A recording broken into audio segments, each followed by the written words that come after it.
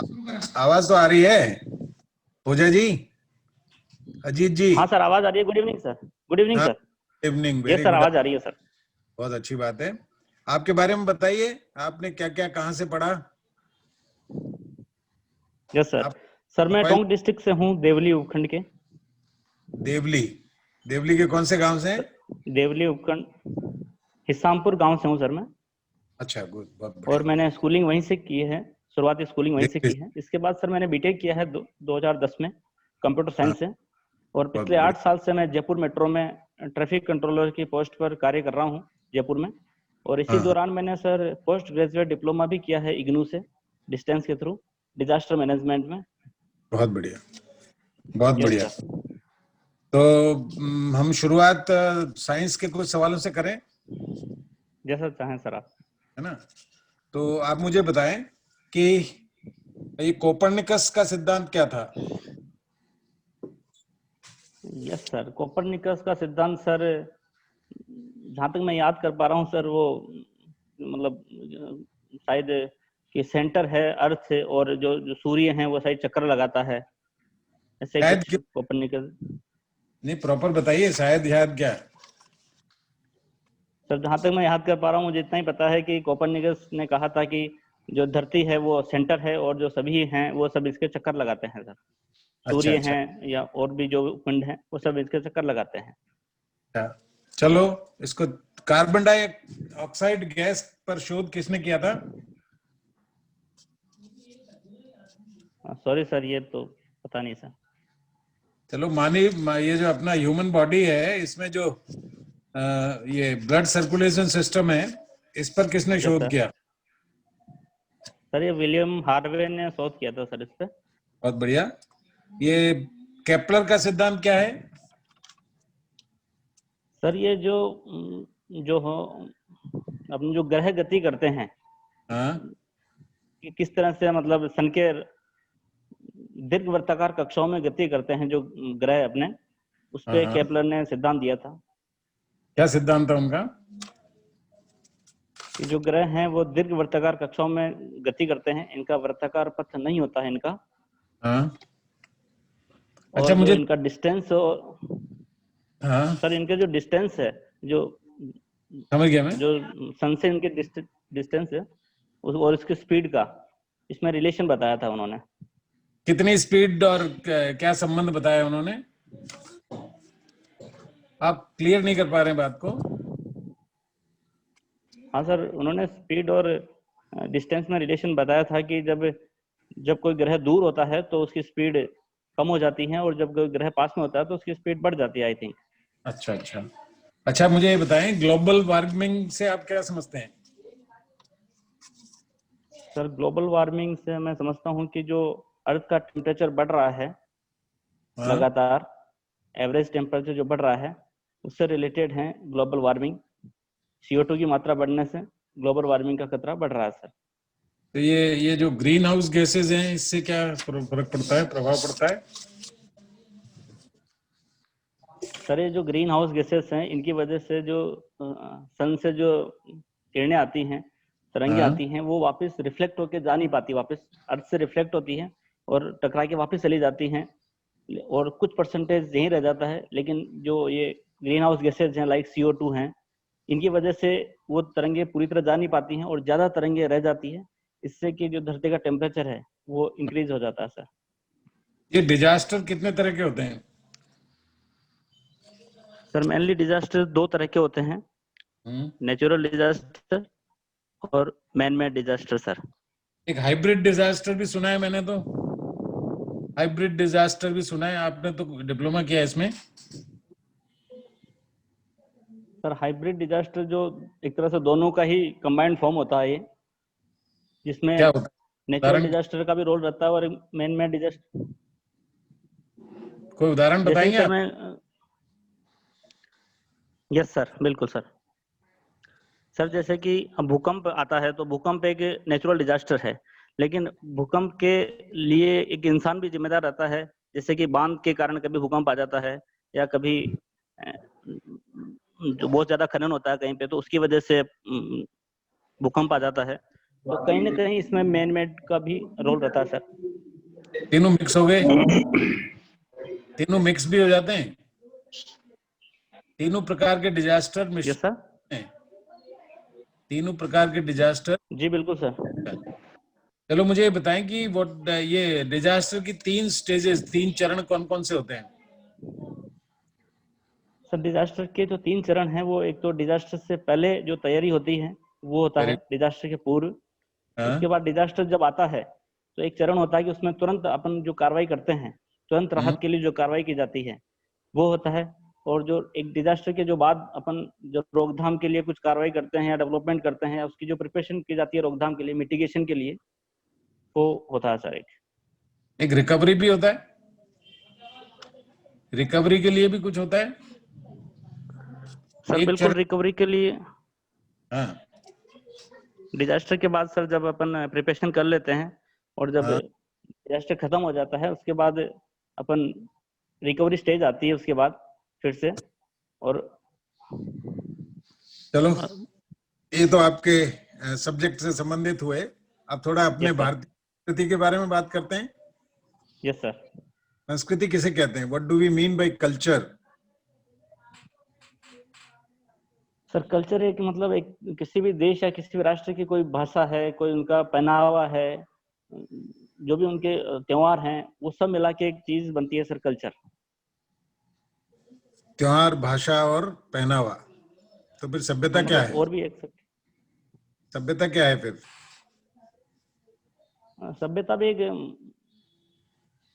Civilisation भी एक तरह से मतलब एक थोड़ा बड़ा वर्ड है सर, मतलब कि जैसे कि इंडियन सिविलाइजेशन हो गया, मतलब कि ओवरऑल ज्यादा चीजें आ जाती है इसके अंदर। एक एक सेंटेंस कहा जाता है, yes sir. Civilisation is that what we are. अंग्रेजी समझ रहे हैं आप? Civilisation is that what we are. सभ्यता वो है जो हम दिखते हैं, हम हैं। And culture is that what we make. संस्कृति वो है जो हम मनुष्य बनाता है। इसका मतलब बता यस पाएंगे? सर। आपके सॉरी सर, उत्तर में। आपकी आवाज मेरे को क्लियर आ नहीं पा रही है, थोड़ी कट रही है बार बार आवाज। चलो कोई बात नहीं। हमारे देश में भारत में एक सम्राट हुए जिनको प्रियदर्शी कहते थे। यस वो सर। कौन? सॉरी सर, सम्राट का तो नाम याद नहीं आ रहा सर अभी तो। हमारे संस्कृति में संस्कार का बहुत महत्व है। संस्कार क्या होते हैं?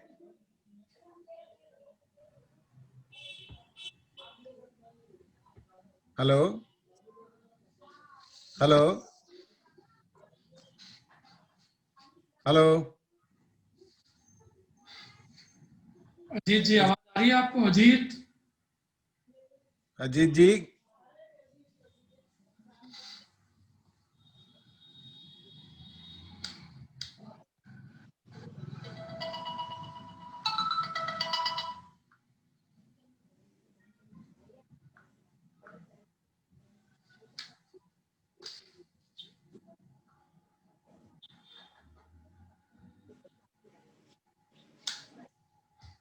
अजीत ओझा, आवाज आ रही है क्या?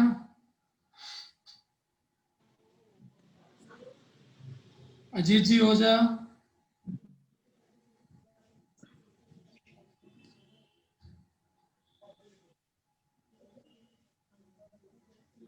हेलो। हाँ, हाँ, आवाज आ रही आवाज है? आ रही है आपको? हाँ सर, शायद आपकी तरफ से बंद हो गया था शायद। नहीं नहीं, हम तो बैठे सर। हैं, आपकी क्या कर रहे हैं? चलिए, मैं पूछ रहा था, सर। संस्कार हमारी हाँ सर। हमारी संस्कृति का एक बहुत बड़ा महत्वपूर्ण हिस्सा है संस्कार। Yes sir. क्या होते हैं संस्कार? Yes sir. संस्कार से सर क्या संस्कार होते हैं अपने एक पूरी इंसान को बनने में जो जीवन की शुरुआत होती है और उससे मरने तक, हाँ, तब तक एक 16 संस्कार होते हैं सर अपने यहाँ पे। 16 संस्कार होते हैं टोटल, तो जिससे कि आदमी एक पूर्ण इंसान बनता है, जिनको पूरा करने से आदमी एक पूर्ण इंसान बनता है। तो 16 संस्कार का वर्णन है सर अपने भारतीय पाणी संस्कृति में। ग्रहण संस्कार है, पाणी ग्रहण संस्कार है ना? Yes sir. Yes sir. पाणी ग्रहण संस्कार में मुख्य रूप से जो 7 फेरे करवाए जाते हैं, यस है सर। ना, वो यस सर। किसके विवाह को आधार मानकर कराए जाते हैं? सॉरी किस सर, ये देवता तो पता नहीं। किस देवता के विवाह को प्रतीक मानकर और फेरे कराते हैं? सॉरी सर, ये तो पता नहीं सर। आपकी शादी हुई कि नहीं हुई? शादी तो हो शादी हो रखी गई है सर। तो आपको पता यस नहीं सर। कि किस देवी देवता की शादी को प्रतीक मानकर, आधार मानकर और फेरे करवाते हैं 7? सर गौर नहीं नहीं किया कभी इस चीज पर। नहीं आता है? कोई नहीं। वचन दिए थे क्या आपने अपनी श्रीमती जी को? कोई वचन दिए थे? बिल्कुल सर, वचन तो दिए थे काफी सारे। दिए थे? याद है, भूल गए? Yes sir. याद है, भूल गए आप? नहीं सर, अभी अभी तो सर याद नहीं आ रहा है। अच्छा, एक सवाल और। हमारे यहाँ पर यज्ञ की परंपरा है। कितने प्रकार के यज्ञ हमारे यस यहाँ? सर। सर बेसिकली हाँ, तीन तीन टाइप के यज्ञ होते हैं। देव यज्ञ, ऋषि यज्ञ, नहीं नहीं, ये मनुष्य यज्ञ। नहीं नहीं, नहीं, ओझा जी को तो जवाब देना पड़ेगा। मैं सारे सवाल ओझा जी समझ के पूछ रहा हूँ आपसे। सारे सवाल ओझा जी होने के कारण पूछ रहा हूँ, तो ये सब चीजें आपको पता होनी यस सर। चाहिए। Yes sir. Yes sir. आप ओझा जी हैं ना, इसलिए यस पता सर, होना। बिल्कुल हमारे मेंस के। 2 प्रकार के यज्ञ सर होते बिल्कुल हैं। 3 टाइप के यज्ञ थे। 2 प्रकार के यज्ञ यस पढ़े सर। मैंने। एक नैमित्तिक यज्ञ होते हैं और एक यस एक सर। दैनिक यज्ञ होते हैं। तो दैनिक यज्ञ आप बता सकते हैं? दैनिक यज्ञ सॉरी सर, नहीं मालूम? सॉरी सर, ये तो सर पता नहीं सर। नहीं सर। अच्छा। आमतौर पर बुद्ध धर्म ने अपने ब्राह्मणवादी जो परंपरा थी उसका बहुत विरोध किया, लेकिन एक ब्राह्मणवादी यस सर। परंपरा स्वीकार किया बौद्धों ने। बाकी ब्राह्मणों की बहुत आलोचना की यस उन्होंने, सर। पर एक सिद्धांत को यस सर। उन्होंने, सनातन परंपरा के एक सिद्धांत को स्वीकार किया। वो क्या था?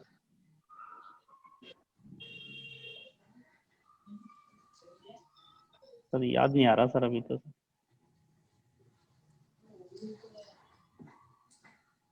अच्छा, बौद्ध धर्म में नहीं सर, निर्वाण याद नहीं कर पा रहा। है। निर्वाण किसे कहते हैं? सर निर्वाण तो सर ईश्वर से मिलने को कहते हैं, जब डेथ हो जाती है आदमी की तो बौद्ध तो धर्म में तो निर्वाण ईश्वर को, प्राप्ति होती है। बौद्ध धर्म तो ईश्वर को मानता ही नहीं है, अनिश्वरवादी है। मतलब डेथ का मतलब, ईश्वर से मिलने का मतलब कि अपना शरीर त्याग देता है कोई इंसान, तो निर्माण की प्राप्ति हो जाती है। और वो जो एक तरह से जो बार बार जीवन मरण का जो दौर चलता है, इससे उसको मुक्ति मिल जाती है सर। पर गौतम बुद्ध ने तो कहा है कि कर्म के आधार पर पुनर्जन्म होता है। उसने तो उदाहरण भी दिया कि जैसे एक नदी की एक लहर किनारे पे आकर खत्म होती है तो दूसरी लहर उसके पीछे पीछे आती रहती है, और ये क्रम चलता रहता है। यस सर, उन्होंने आत्मा का प्रवाह कहा है, मतलब हाँ। कि मतलब एक तरह विचारों का प्रवाह है आत्मा। चलो, ये इससे संबंधित तो बहुत बातें हो गई। अब थोड़ा गांधी जी के बारे में 1-2 सवाल पूछना चाहता हूँ आपसे। गांधी जी के बारे में, बिल्कुल सर, बिल्कुल। है ना, गांधी जी का बिल्कुल जन्म सर। पोरबंदर में हुआ था। उनके पिताजी किसी यस रियासत सर। के दीवान थे। कौन सी रियासत के दीवान थे? यस कौन सी रियासत के दीवान थे? सर, ये तो एग्जैक्ट पता नहीं सर, पर पोरबंदर में जन्म हुआ था।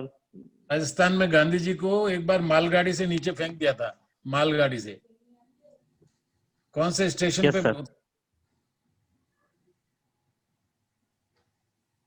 जैसे उनकी जीवनी में अपने को, राजस्थान में सर। हाँ, स्कूल में पढ़ाते हैं। सर ये तो याद नहीं है सर अभी तो। अच्छा, आप कहाँ के निवासी हैं? सर मैं टोंक का हूँ सर। टोंक में अच्छा, देवली। देवली सर देवली शामपुर गाँव है सर मेरा। देवली कॉलेज की स्थापना के समय हम वहाँ नौकरी करते थे भाई। आपके पिता चाचा हमारे स्टूडेंट रहे होंगे। Yes sir. यस चलिए, सर। भारत का राष्ट्रपति कितने सदस्यों को लोकसभा और राज्यसभा में मनोनीत कर सकता है? लोकसभा में कितने कर सकता है और राज्यसभा में कितने कर सकता है? यस सर, राज्यसभा में 12 सदस्यों को नॉमिनेट कर सकता है सर, 12 मेंबर्स को, और लोकसभा में 2 एंग्लो इंडियंस को नॉमिनेट कर सकता है सर। लेकिन अभी हाल ही में 104वां संविधान संशोधन था, इसके तहत वो जो 2 एंग्लो इंडियन मनोनीत करते थे, शायद उनको इस बार हटा दिया गया है कि अब मनोनीत नहीं किए जा सकते। चलिए, धन्यवाद Ojha ji, thank you. Sir, thank you sir. Sir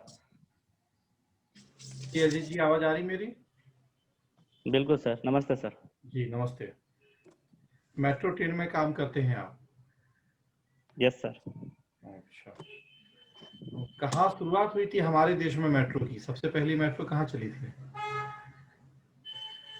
sir 24 अक्टूबर 1984 को कोलकाता में मेट्रो चली थी सर पहली। कोलकाता और दिल्ली मेट्रो में क्या डिफरेंस था? सर कोलकाता दिल्ली मेट्रो में डिफरेंस है, Kolkata is a part of Indian railway, Indian railway का पार्ट है सर कोलकाता 2010 से ही। और जो दिल्ली मेट्रो है वो जॉइंट वेंचर है दिल्ली सरकार और केंद्र सरकार का, और वो इंडियन रेलवे का पार्ट नहीं है सर। अच्छा, कुछ टेक्निकली भी अंतर है दिल्ली मेट्रो और कोलकाता मेट्रो में?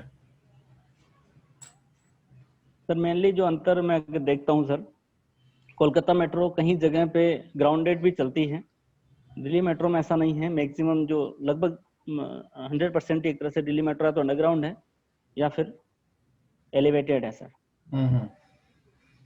दिल्ली मेट्रो एसी बाकी है, कोलकाता मेट्रो की टेक्नोलॉजी नॉन एसी है। हाँ सर, वो एक्चुअल में जब वो 1984 में चली थी तो उस टाइम थोड़ी सुख सुविधाएं कम थी, लेकिन अब इनको कन्वर्ट किया जा रहा है सर काफी कोचेस को, कोलकाता मेट्रो के कोचेस को इसी के अंदर। अच्छा, ये मेट्रो ट्रेन और मोनो ट्रेन, इन दोनों में क्या अंतर होता है? सर मेट्रो ट्रेन और मोनो रेल में जो मेन डिफरेंस है सर वो ट्रैक का है।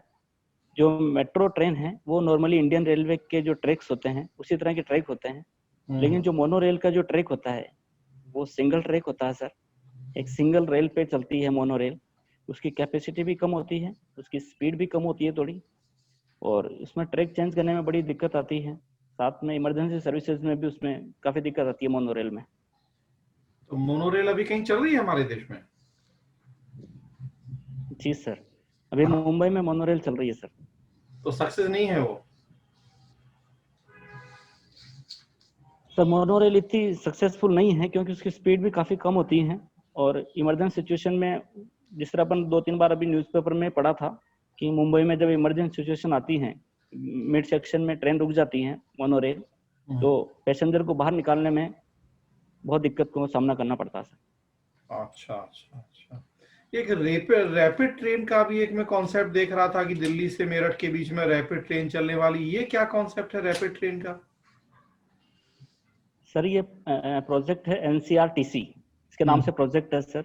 ये 4 स्टेट का प्रोजेक्ट है 40,000 करोड़ का। इसके अंदर सर जैसे कि राजस्थान में जो NCR के रीजन में आते हैं, या फिर यूपी में जो NCR के रीजन में आते हैं, हरियाणा में NCR में आते हैं, तो उनको दिल्ली से कनेक्टिविटी देने के लिए रैपिड मेट्रो के प्रावधान किया गया है सर। इसके अंदर सर जो डेली अप डाउन करने वाले हैं उनको, जैसे कि दिल्ली की पॉपुलेशन बहुत ज्यादा हो गई है, ट्रैफिक भी बहुत ज्यादा है, पॉपुलेशन भी ज्यादा हो रहा है, तो उसको कम करने के लिए, उसके प्रभाव को कम करने के लिए जो आसपास के NCR का एरिया है उसमें मेट्रो रन करने की बात चल रही है। राजस्थान 164 किलोमीटर का ट्रेवल रहेगा, अलवर, भिवाड़ी, निमराना, और इसी तरह मेरठ में भी 2023 में शायद ओपन हो जाएगा वो रैपिड ट्रेन, तो दिल्ली मेट्रो से कनेक्ट हो जाएगा सर वो। अच्छा, उसे मेट्रो क्यों नहीं कह रहे हैं हम? उसके पीछे कोई कारण है क्या? सर बेसिकली मेट्रो अपन एक जो सिटीज में चलती हैं प्रॉपर, एक जैसे कि दिल्ली में चल रही हैं या जयपुर में चलती हैं, उसी को अपन नॉर्मली मेट्रो कर रहे हैं। ये इंट्रा स्टेट है और दूसरे इंट्रा स्टेट भी है और इंट्रा सिटीज भी है। कितने रेलवे जोन है अभी हमारे देश में? सर इस समय टोटल 18 जोन है अपने रेलवे के देश में। 18वां कौन सा बना है सबसे लेटेस्ट? जो लेटेस्ट बना था सर जी, ये सर दक्षिणीय तटीय रेलवेज बना था, साउथर्न कोस्टल रेलवेज, जो आंध्र प्रदेश के तट पे हैं। विशाखापट्टनम इसका हेडक्वार्टर बना सर। 18वां लेटेस्ट, 17वां कोलकाता मेट्रो था और 18वां साउथर्न कोस्टल रेलवेज बना sir. Very good, very good. चलिए, न्यूज़पेपर तो जरूर पढ़ते होंगे आप, आपको अपने डिपार्टमेंट की तो बहुत अच्छी जानकारी है। हाँ सर, न्यूज़पेपर पढ़ा है बिल्कुल। अच्छा, आज मैं न्यूज़पेपर में देख रहा था कि आपातकाल की याद आ रही है बहुत सारे लोगों को। जी सर। क्या हो गया ऐसा कि आपातकाल की बिल्कुल याद सर। करनी पड़ रही है? सर, मुंबई के अंदर एक पत्रकार थे, रिपब्लिक टीवी के संपादक थे, अर्णव गोस्वामी जी। उनको गिरफ्तार कर लिया गया है वहाँ की मुंबई पुलिस के द्वारा। तो जैसे कि लोग मतलब बता रहे हैं कि आपातकाल में जिस तरह पत्रकारों को अरेस्ट किया गया था, उसी तरह यहाँ पे पत्रकारों को अरेस्ट किया गया है। और लोकतंत्र के जो तो चौथा स्तंभ है मीडिया, उस पर एक आघात है। इस तरह की बातें चल रही है सर। 2018 का कोई मामला था जी जी इसके जी। अंदर। अब तक कितनी बार आपातकाल लगा है हमारे देश में? सर, अपने देश में 3 बार आपातकाल लगा है सर अब तक। कब कब?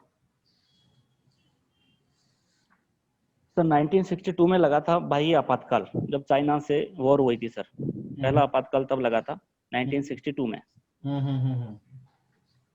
जो कि 67 तक जारी रहा लगभग। उसके बाद 1971 में पाकिस्तान से वॉर हुई थी, उस टाइम लगा था सर। और 1975 में आंतरिक आपातकाल लगा था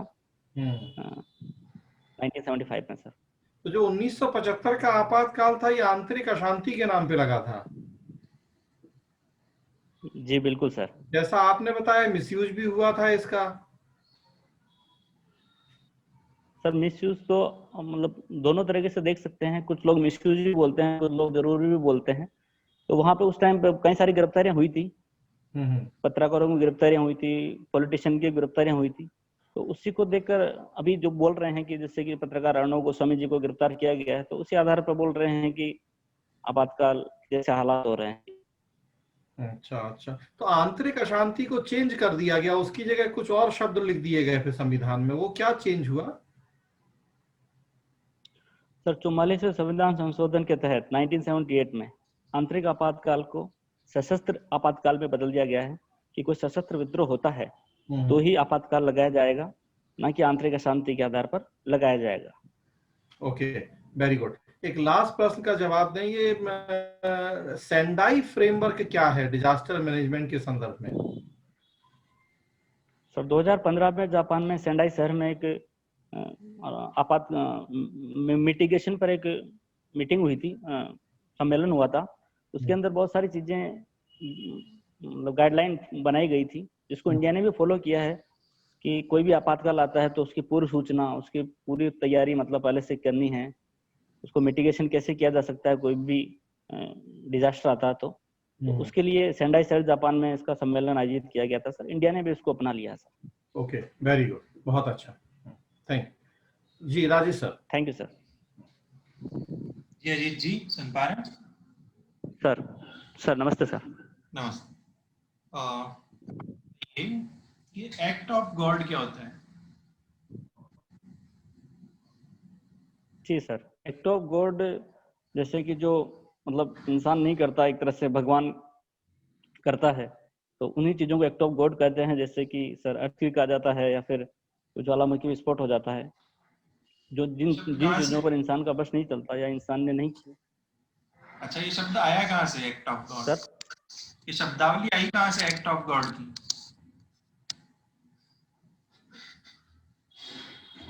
सर मेनली तो सर मैंने जहाँ से सुना सर, अपन इंश्योरेंस कराते हैं तो वहीं से ही मैंने सुना था कि एक्ट ऑफ गॉड के हम इंश्योरेंस नहीं करते नॉर्मली। तो सर इतना ही पता सर। अच्छा, अभी चर्चा में कैसे रहा था ये शब्द? सर अभी चर्चा में इसलिए रहा था कि जिस तरह से कोरोना की महामारी चल रही है और लॉकडाउन लगाए गए हैं, तो इकोनॉमी काफी डाउन आ गई है। तो माननीय अपनी वित्त मंत्री महोदय हैं, उन्होंने कहा था कि ये एक्ट ऑफ गॉड के तहत हो रहा है। जिस तरह महामारी फैल गई है, जिस तरह से अपने हालात हो रखे हैं इकोनॉमी के, तो उन्होंने कहा कि एक्ट ऑफ गॉड के कारण अपने हालात थोड़े चल रहे हैं। अच्छा, मैंने तो कहीं पढ़ा है और सुना भी है कि भाई जो कोरोना वायरस है उसको लैब में बनाया गया। सर रिपीट करेंगे सर? हाँ, मैं पूछ रहा हूँ कोरोना जो वायरस है उसको लैब में बनाया गया है क्या? ये भी एक्ट ऑफ गॉड है। सर अभी तक इस पे तो कंफर्म नहीं किया जा सकता। सर इस पे भी कंफर्म नहीं किया जा सकता, अभी जांच चल रही है, जैसे ही WHO ने बताया है कि ये मैनमेड है या फिर नेचुरल है, एक्ट ऑफ गॉड है, इसको अभी कंफर्म नहीं किया जा सकता सर। अच्छा, WHO का हेड ऑफिस कहाँ है, हेडक्वार्टर? सर WHO का हेडक्वार्टर आई थिंक जेनेवा में है सर, स्विट्जरलैंड। अच्छा, कौन है इसके प्रमुख अभी?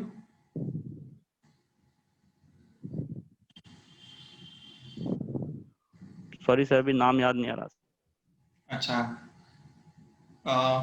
ये बताइए आप, भारत में बुलेट ट्रेन की क्या आवश्यकता है?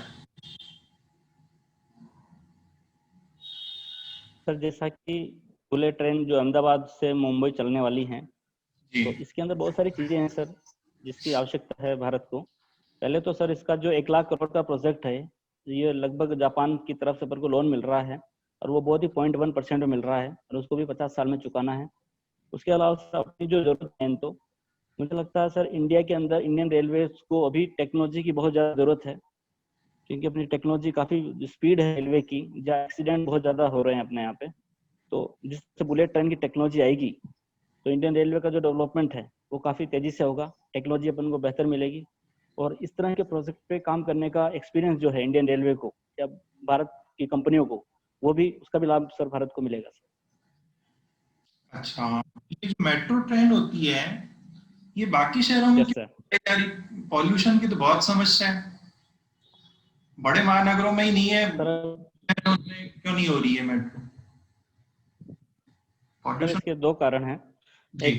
एक तो सर मेट्रो पॉलिसी आई थी 2017 में, तो सेंट्रल जी। गवर्नमेंट ने कहा है कि अब उसी शहर में मेट्रो बनेगी जिसकी आबादी पॉपुलेशन 20 लाख से ज्यादा है, 20 लाख से ज्यादा है, वहीं पे मेट्रो चलेगी। और सर इसका कारण इसलिए बताया है उन्होंने, क्योंकि जो मेट्रो का एक्सपेंसेस है, जो मेट्रो बनाने में जो खर्चा है वो बहुत ज्यादा आता है, लगभग 250 करोड़ किलोमीटर पर किलोमीटर का खर्चा आता है इसमें। तो वहीं पे अवेलेबल हो पाती हैं जहाँ पे पॉपुलेशन ज्यादा होती है, ज्यादा लोग बैठ सकते हैं, पॉपुलेशन इसलिए सर छोटे शहरों में तो ये। सभी शहरों की, और पेट्रोल भी दिनों दिन महंगा होता जा रहा है, खत्म होता जा रहा है, तो उसका एक ऑप्शन है हमारे पास। सर ये बहुत ज्यादा महंगा प्रोजेक्ट पड़ता है, तो इसके लिए अब नया एक मेट्रो प्रोजेक्ट आ रहा है, मेट्रो लाइट। उसको छोटे शहरों में या जो 20 लाख से कम आबादी वाले हैं वहां पे चलाने की बात चल रही है। ये काफी महंगा प्रोजेक्ट पड़ता है सर। अच्छा, ये जयपुर मेट्रो कब शुरू हुआ था बताएंगे थोड़ा? सर ये 3 जून 2015 से रनिंग में आ गया सर। अच्छा, 3 जून 2015 से सर। कितने चरणों में पूरी हुई है? सर ये 2 चरणों में अभी जो फेज है 1A और 1B 2 चरणों में पूरा हुआ सर। जो पहला फेज 1A था मानसरोवर से 9.2 किलोमीटर का, इसको 3 जून 2015 से रन किया गया है। और अभी जो 1B प्रोजेक्ट था जो चांदपोल से लेकर बड़ी चौपड़ है 2.5 किलोमीटर का, इसको अभी 23 सितंबर से शुरू किया गया है सर। अच्छा, अंतिम प्रश्न मेरा, ये जो अनियोजित शहरीकरण हो रहा है इसकी क्या समस्या है, क्या नुकसान है अनियोजित शहरीकरण? सर इसकी कई सारी समस्याएं हैं, जैसे कि पेयजल की भी समस्या रहती है, पेयजल प्रॉपर डिस्ट्रीब्यूट नहीं हो पाता है। और उसके अलावा सर जिस तरह से अनियोजित शहर बस रहे हैं तो ट्रैफिक प्रॉब्लम भी दिन ब दिन बढ़ती जाएगी और पोल्यूशन का स्तर भी बढ़ेगा इससे। और जो पब्लिक ट्रांसपोर्ट है, जो MRTS सिस्टम जो चलाते हैं किसी बड़े शहर में, उसको भी प्रॉपर रन नहीं किया जा सकता अगर अनियोजित तरीके से शहर बसेंगे तो सर। आपने डिजास्टर तो इसमें जोड़ा ही नहीं।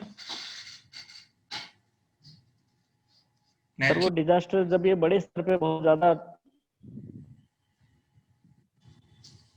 ज्यादा मतलब लंबे टाइम के बाद एक तरह से ये डिजास्टर का ही रूप ले लेता है। शुरुआती चरणों में तो ये मेन समस्या ही आती है और जब लंबे टाइम के बाद ये एक डिजास्टर का भी रूप ले लेता है सर ये। अच्छा, बाढ़ वगैरह का आपने उदाहरण देखा अभी जयपुर में? जयपुर तो एक अच्छा बसावट वाला शहर माना जाता है, ठीक है, तो वहां पर इस प्रकार की चीजें सामने देखने को आई, तो आपको इसको इससे जोड़ना चाहिए ना। जी सर। जी सर, बिल्कुल सर। ठीक है sir thank you sir. Okay. हाँ अजीत जी, नमस्ते सर। नमस्कार। लाइट आ गई आपके वहाँ? हाँ सर।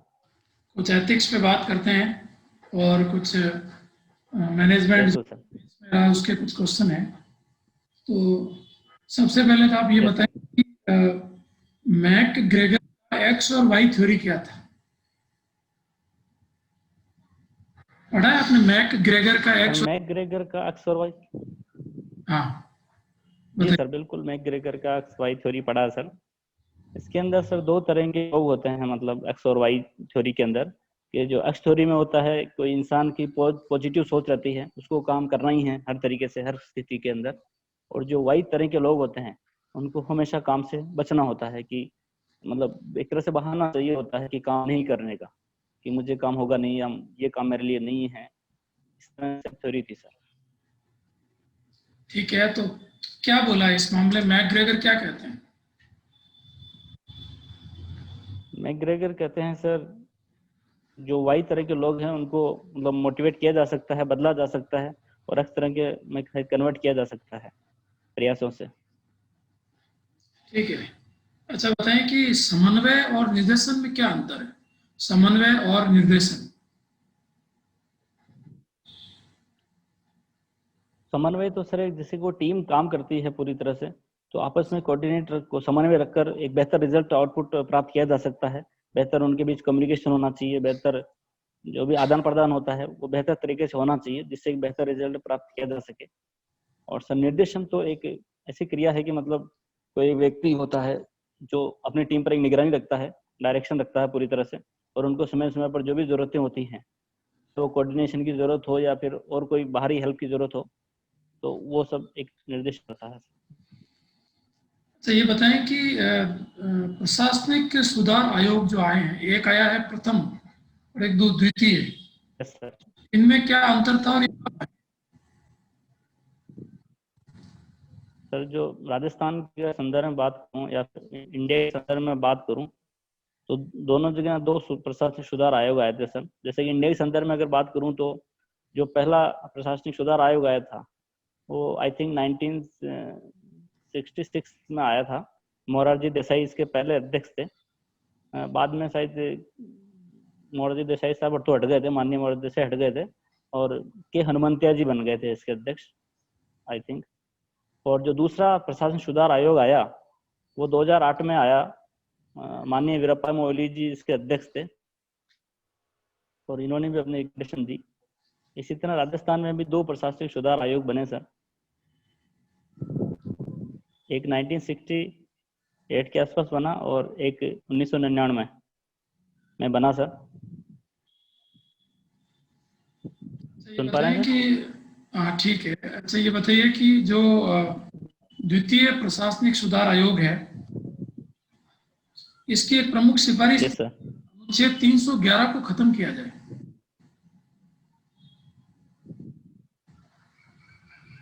सॉरी सर, ये सुन नहीं पाया मैं। इसकी एक प्रमुख सिफारिश थी कि अनुच्छेद 311 को खत्म कर दिया जाए। 311 बता पाएंगे कुछ? Yes sir. बताइए।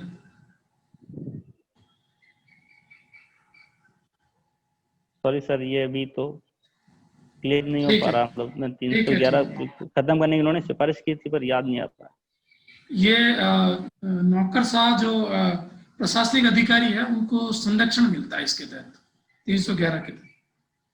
अच्छा ये बताएं यस सर। Yes sir. प्रबंधन और प्रशासन में क्या अंतर है?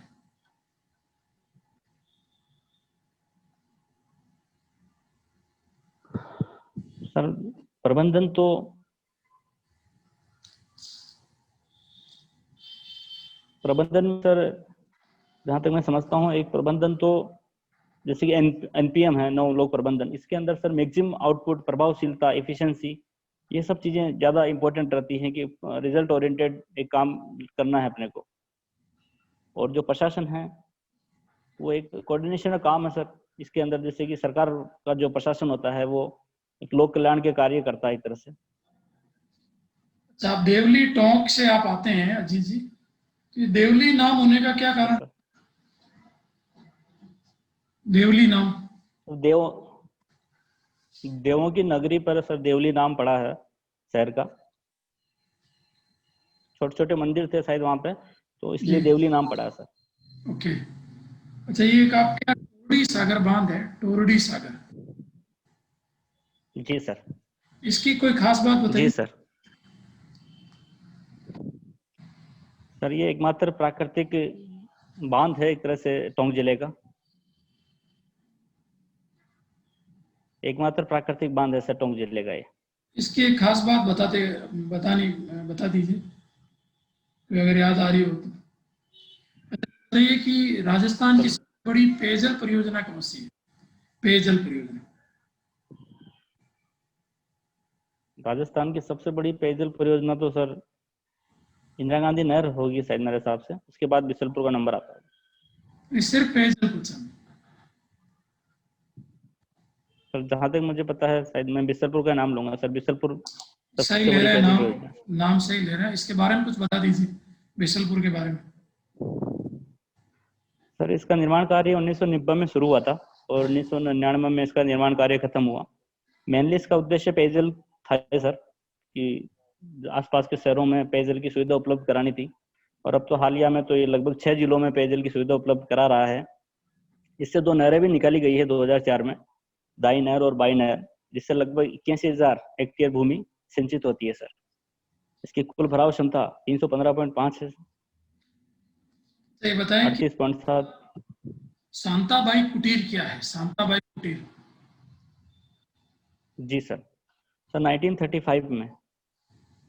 1935 में माननीय हीरालाल जी शास्त्री और उनकी पत्नी श्रीमती रतन शास्त्री जी ने एक स्कूल का स्थापना की था 1935 में, शांता जीवन शिक्षा कुटीर। बाद में 1943 में इसका नाम बदलकर वनस्थली विद्यापीठ कर दिया गया है, जो कि एक तरह से पूरे हिंदुस्तान का महिला शिक्षा के अंदर सबसे बड़ा विश्वविद्यालय है सर। राइट।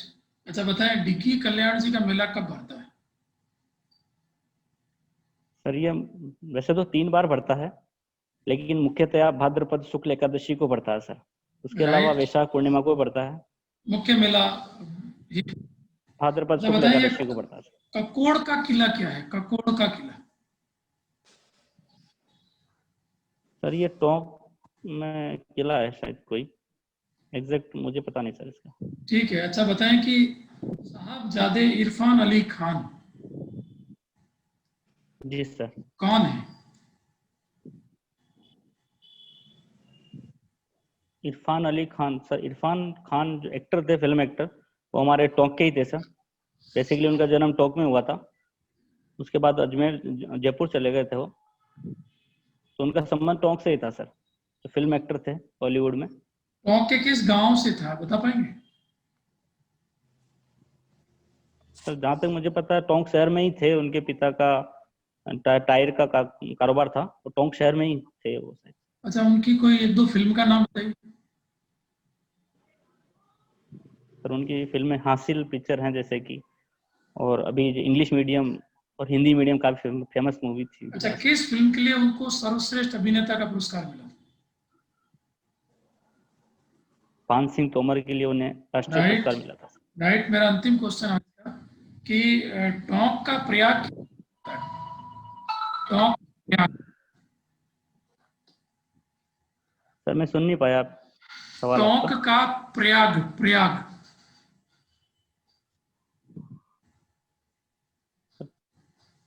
टोंक का प्रयाग तो जहाँ तक सर मुझे पता है तो ये बिसलपुर बांध ही होना चाहिए सर। बिसलपुर बांध में ही सबसे ज्यादा स्नान किया जाता है। नदियों का संगम होता है, संगम यस स्थल। Sir, yes sir. कौन सा? बिसलपुर में ही राजमहल में 3 नदियां मिलती है सर, खारी, डाई और बनास नदी सर। राइट राइट, ठीक है, बहुत अच्छा जी। उपाध्याय सर। हाँ जी अजीत जी, सर भारतीय इतिहास तो आपको पढ़ना पड़ेगा, भारतीय संस्कृति के बारे में थोड़ी। जी सर, बिल्कुल थोड़ा उसमें कमजोर हूँ सर मैं। हेलो, आवाज आ रही है? जी जी आ रही है सर। हाँ सर, अब आवाज आ रही है। हाँ, थोड़ा सा आपकी वाणी में दम लाओ। आपका फ्लो अच्छा है, वाक्य आपके टूट जाते हैं, आपकी बॉडी लैंग्वेज भी ठीक है। थोड़ा टर्न आउट ठीक करें आप, अपना अपना पहनावा, दाढ़ी वाड़ी सब थोड़ा सा ओके करें, और थोड़ा स्माइलिंग फेस होना चाहिए। यस सर, बिल्कुल सर। स्थानीय जानकारी आपको होनी चाहिए देवली के बारे में, देवली की जेल। यस सर, यस सर, बिल्कुल सर।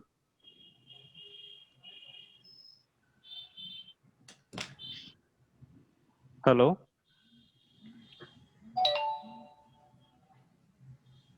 सर। जी अतुल सर। जी अजीत जी, आवाज आ रही मेरी? हाँ सर, बिल्कुल आवाज आ रही है सर। हाँ, बहुत अच्छा, आपका तो बहुत अच्छा है। मुझे बहुत अच्छा लगा आपका मॉक, आपकी पर्सनालिटी भी, आपको मेट्रो से जुड़ी सारी पर भी, हेलो, न्यूज़पेपर भी आप अच्छे से पढ़ रहे हैं, पॉलिटी के भी प्रश्न यस सर, आपने अच्छे बताए। मेरी तरफ से तो बहुत अच्छा है, और एक दो मॉक दें, आपका सिलेक्शन जरूर होगा। Yes sir, thank you sir. जी, बहुत अच्छा है मेरी तरफ से। जी उपाध्याय सर कुछ बोल रहे हैं। हाँ, मैं यही कह रहा था, देवली बहुत इंपॉर्टेंट जगह रही है, वहाँ की जेल बहुत इंपॉर्टेंट रही है। वहाँ की जेल में बड़े बड़े लोग बंद रहे हैं, उनके बारे में आपको जान। सर वीडियो ऑफ है आपका। नहीं सर, मैं वो सवाल सुन नहीं पाया जब आपने शायद जेल का सवाल पूछा था, तो अब देख मुझे जानकारी थी सर जेल की, वहाँ पे जो जेल बनाई गई थी 1855 से, वहाँ पे जो।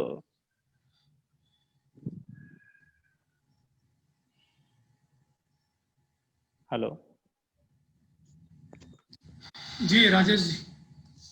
जी अजीत जी, बाकी संतुलित रहे, काफी उत्तर आपके, जानकारियां अच्छी है, आपको जानकारियां है तो कॉन्फिडेंस भी अच्छा है। लेकिन एक आप बार बार जो हाथ से इशारे कर रहे थे, ठीक है, तो उसको नहीं करना के समय, बिल्कुल स्थिर यस रहना सर। है, बिल्कुल स्थिर रहना है। और करंट अफेयर्स आप और अच्छा रहेगा इसमें, ठीक है। आपका यस जो सर। फील्ड है उसका तो बहुत अच्छा नॉलेज है, इसमें और ऐड कीजिए, प्लस यस जो सर। उनकी सामान्य जानकारी हो जाए तो बहुत अच्छा रहेगा। शुभकामनाएं।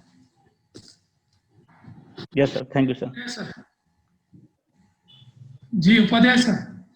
हाँ ठीक है, बस वो बार बार कट रहा है, पता नहीं। जी जी जी। यस सर, वो ठीक है। जी अजीत जी बढ़िया रहा, बहुत अच्छा। और आज के जो जितने मॉक हुए उनमें सबसे अच्छा आपका गया है। और थैंक यू सर। आज के ही नहीं, मतलब अब तक के हमारे जितने मॉक हुए हैं अब तक, उनमें जो अगर टॉप 5 में काउंट किया जाए तो आपका मॉक माना जाएगा। और काफ़ी अच्छा नॉलेज लेवल है, बस इसको और बढ़िया करिए और नेक्स्ट मॉक में और परफेक्शन के साथ आइए। बिल्कुल sir, thank you sir. Okay, all the best.